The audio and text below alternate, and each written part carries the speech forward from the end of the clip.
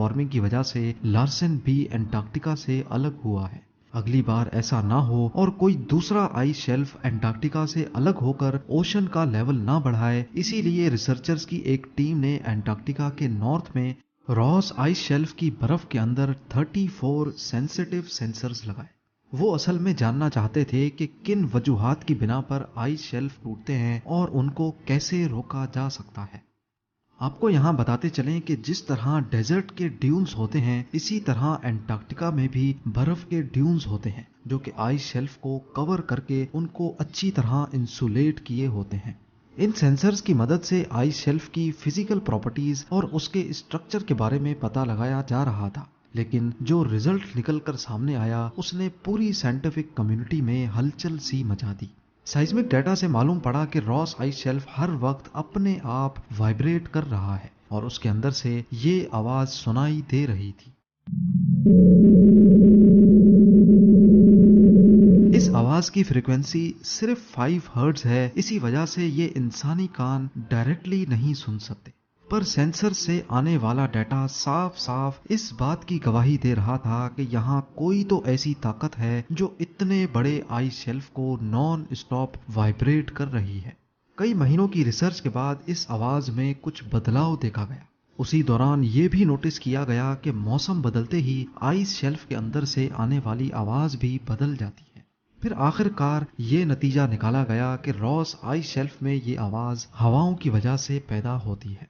यहाँ की तेज हवाएं जैसे ही अपनी डायरेक्शन चेंज करती हैं तो आइस शेल्फ के अंदर से आने वाली आवाज भी बदल जाती है, ठीक उसी तरह जैसे किसी फ्लूट में हवा कम या ज्यादा फूंकने से उसकी आवाज चेंज होती है। अब रिसर्चर्स इस आवाज को सुनकर अंदाजा लगाते हैं कि आइस शेल्फ के अंदर क्या चल रहा है, उसकी मजबूती कितनी है और वो मेन लैंड से अलग हुआ है कि नहीं। Number 2, under ice lakes. Antarctica की मोटी बर्फ के नीचे किसी भी चीज को इमेजिन करना काफी मुश्किल है, लेकिन हकीकत यह है कि साइंसदानों ने यहाँ कई अंडरग्राउंड लेक्स डिस्कवर की हैं। 1970 में रेडार्स की मदद से एंटार्क्टिका के नीचे पहली लेक डिस्कवर की गई थी।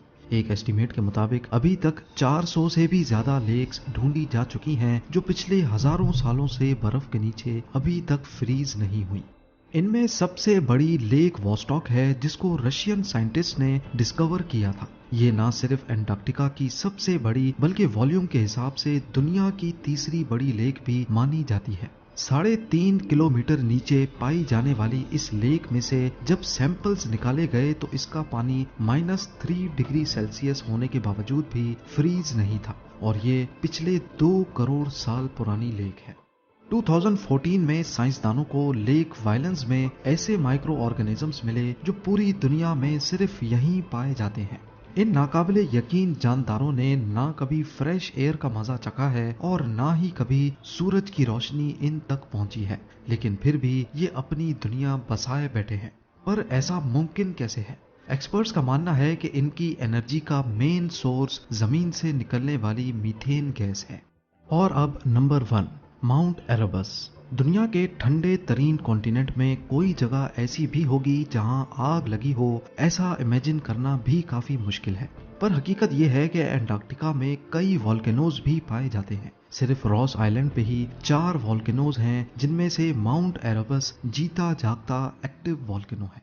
ये 3800 मीटर ऊंचा वॉल्केनो पिछले 1 करोड़ 30 लाख सालों से मुसलसल अपने अंदर लावा उबाल रहा है।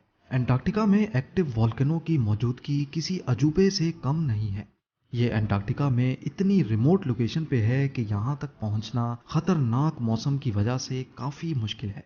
2013 में पहली बार चंद साइंटिस्ट इस वॉल्केनो पर चढ़ने में कामयाब हुए थे और उन्होंने वॉल्केनो की गर्माइश में कई माइक्रो ऑर्गेनिजम्स को भी जिंदा पाया। ऐसा माना जाता है कि ये अजीब मखलूक पूरी दुनिया में सिर्फ एंटार्क्टिका में ही पाई जाती है। उम्मीद है जेम टीवी की ये वीडियो भी आप लोग भरपूर लाइक और शेयर करेंगे। आप लोगों के प्यार भरे कमेंट्स का बेहद शुक्रिया। मिलते हैं अगली शानदार वीडियो में।